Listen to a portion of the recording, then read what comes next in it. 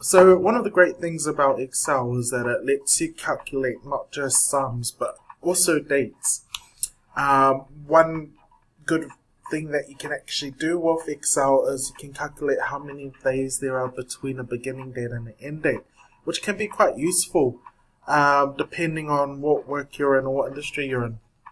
So here I've got a spreadsheet where I've just put start, finish date, number of days, and I've put 2 dates here. Now for you, what I would recommend is open up an Excel worksheet and try doing the same while you're watching this video as well. Now let's say that we're starting a project on the 8th of the 6th, 2017, and we finish that project on the 20th of the 6th, 2017. To help with planning, you may want to find out how many days you've got to finish whatever this project is. And this is where this formula comes in quite handy. So I'm going to show you this formula. Underneath this video, you'll see screenshots of the two types of formulas we'll learn today with calculating dates. So we'll go equals, and this is in the cell here, next to number of days. And then I'm going to type in days because that's what I want to find out.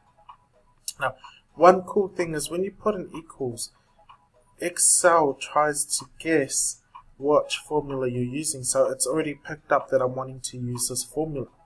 And not only does it pick that up, but it gives you a bit of a spiel around what it tells us. So for this one, it says, returns the number of days between the 2 dates. And that's exactly what we want. Now, to start this, I'm going to put in a bracket. And notice here, it's actually asking us to put in the information that it's requiring. So the first thing it's asking here is it's asking for what the end date is. So for what the end date is, you can either click on the cell. So that's what I'm going to do. I'm clicking, and that's our finish date, so the end date. Or you can just type it in. So the cell is B2. And then to move on to the next request, there's a comma there, which means that we need to put in a comma to do what it's asking us next. So the next thing it's asking for is the start date. So you can either click on that or you can type in the cell. So for this time, I'm going to click. Now what it tells us here in this calculation is it's telling us that there's 12 days between these 2 dates. Now let's say we got something a lot more complex and it's a project that might take until the year 2018. So this is a cool part about this formula, is that it will tell us, or it'll tell you, no matter what parts of these fields you change, it'll always calculate it for you live. So I'm going to change that date to 2018 and see what happens to the days. So it updates with the dates as well.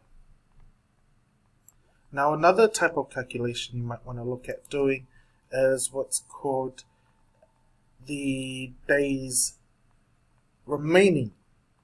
It's calculating how many days are remaining. So in that sheet that we just done, it tells us how many number of days there are in between 2 dates. Another feature you might want to look at is how many days before that deadline is due. So we're going to try this. I've just created a new tab here for new book or new sheet. So I'm going to copy and paste that information here. But instead of changing, I'm going to delete this layer because we're going to have let's say that's our start date. I want to move it here, and this will be our completion date. So let's say that we have a project and it needs to be completed by this date specifically, and we start this program on this date. Now the thing is, it might be a spreadsheet that everyone has access to open up on a daily basis, and that's what we might want to find out how many days are remaining. So let's try that out. So let's go days remaining, and let's say total number of days. And so this is where we need to do the calculation. So what I'm going to do is I'm going to start entering the days formula again. So we're going to go equals days. And again, it's already suggested what our formula is, and I'm going to confirm it by going with the open bracket. And then what we're going to say is the end date is here, and the start date, we will say the start date is instead of saying that that's the start date, we can say the start date will be today, and Excel will recognize what today means. And I'm going to close that bracket and end this calculation. And what this will tell us is that there's 407 days remaining from today.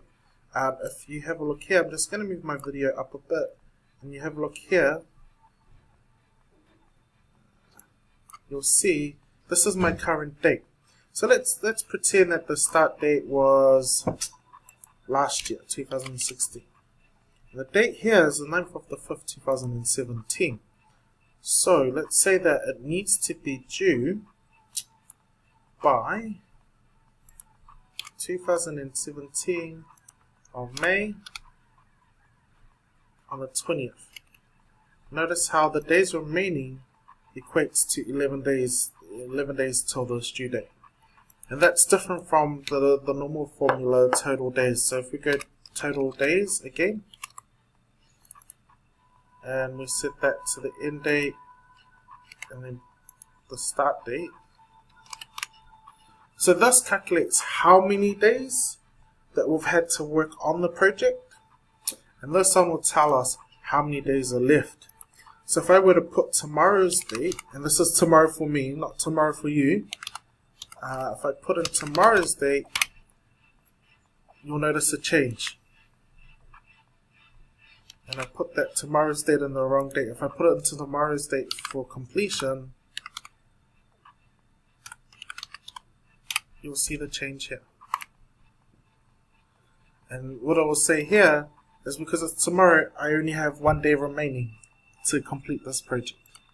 So that's a little bit of how to calculate your date, how to calculate how many days there are versus how many days are remaining for a project. And this might be of great use to you for your spreadsheet design. Have a play around with it before you move on to the next part of the lesson.